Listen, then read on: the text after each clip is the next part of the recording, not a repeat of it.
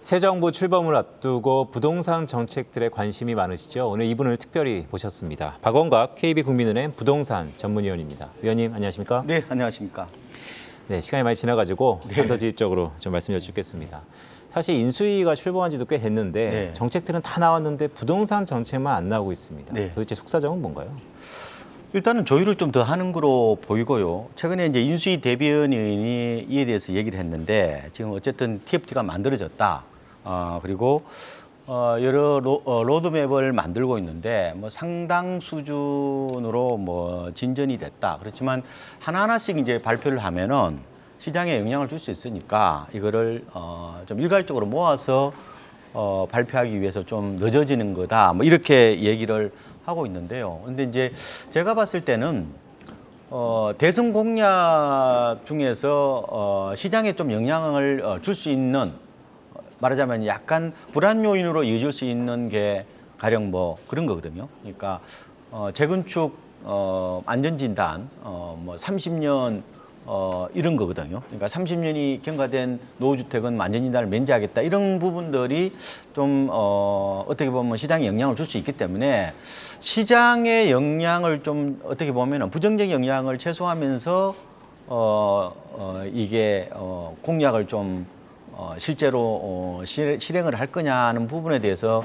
좀 고민을 하고 있는 것 같은 느낌이 있어요. 그래서 전반적으로는 제 생각에는 공약보다는 톤이 좀 낮아질 가능성이 있다 이렇게 보고 있습니다.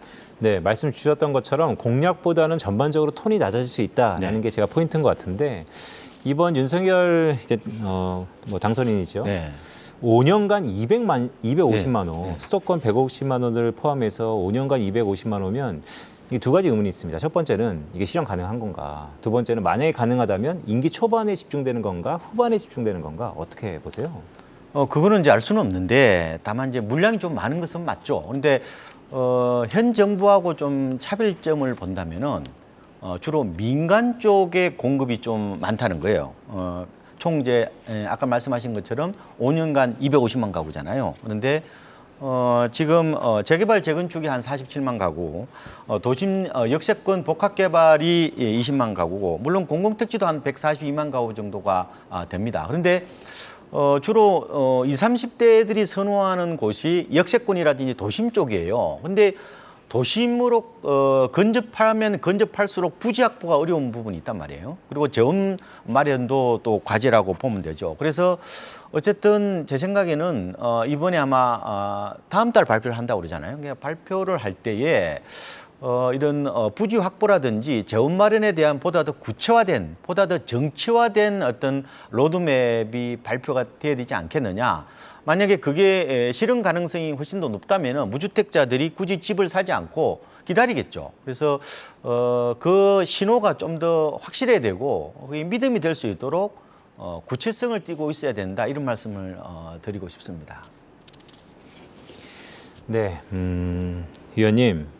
사실 부동산 시장의 전망이 좀 중요한데 네. 최근 관심 있는 게 금리 수준하고 폭, 더 나아가서 가계부채 이런 것들입니다. 금리 인상이 시작됐는데 이게 부동산 시장에는 어떤 영향이 좀 있을까요? 일반적으로 이제 부동산 가격과 금리는 반비례죠. 그러니까 금리가 오르면은 보유 비용이 더 늘어날 거고, 그죠? 결국 이제 가격이 하락하는 어떤 그런 구조라고 보면 되는데, 그런데 금리를 오른다고 해서 무조건 집값 빠지는 구조는 아니에요. 왜냐하면 다른 변수도 봐야 되잖아요. 그런데 당장은 지금 뭐 금리 인상에 따른 시장의 영향은 아직은 미미한 것 같고요. 왜냐하면은 규제 완화에 대한 기대감이 또 한 축을 또 이루고 있기 때문에 그런데 기준금리가 2% 정도 넘어가면은 시장에 약간 저는 임계점이 갈 거라고 봐요. 그래서 한번 움찔을 할 가능성이 있다 이렇게 보는데 어쨌든 올해 금리를 연말까지 한 두세 차례 정도 올린다는 게 뭐 대체적인 얘기잖아요. 최근에 뭐 JP 모건에서는 내년 1분기가 되면은 현재 기준금리가 연 1.5%인데 한 2.25% 한 세 차례 정도 올리는 거잖아요. 그렇게 되면은 어쨌든 시장에서 좀 민감하게 받아들일 가능성이 있기 때문에 이게 될지 안 될지는 물론 알 수는 없지만 전반적인 추세로는 금리가 올라간다고 본다면은 조금 보수적으로 생각을 해야 될 것 같고, 그러니까 뭐 나중에 말씀드리겠지만 그 집을 그렇게 급히 살 이유는 없다 저는 보고 있습니다. 네, 사실 오늘 여러 가지를 제가 네. 여쭤보려고 네. 모셨는데 네, 네. 저희가 시간 관계상 네. 오늘은 여기서 가름해야 될 것 네, 같습니다. 그렇게 하겠습니다. 제가 네. 조만간 모셔가지고 그때는 과연 집을 사야 되는 것인가 네. 아니면 다주택자가 팔아야 되는 것인가 이런 거에 대해서 좀 고견을 여쭙겠습니다.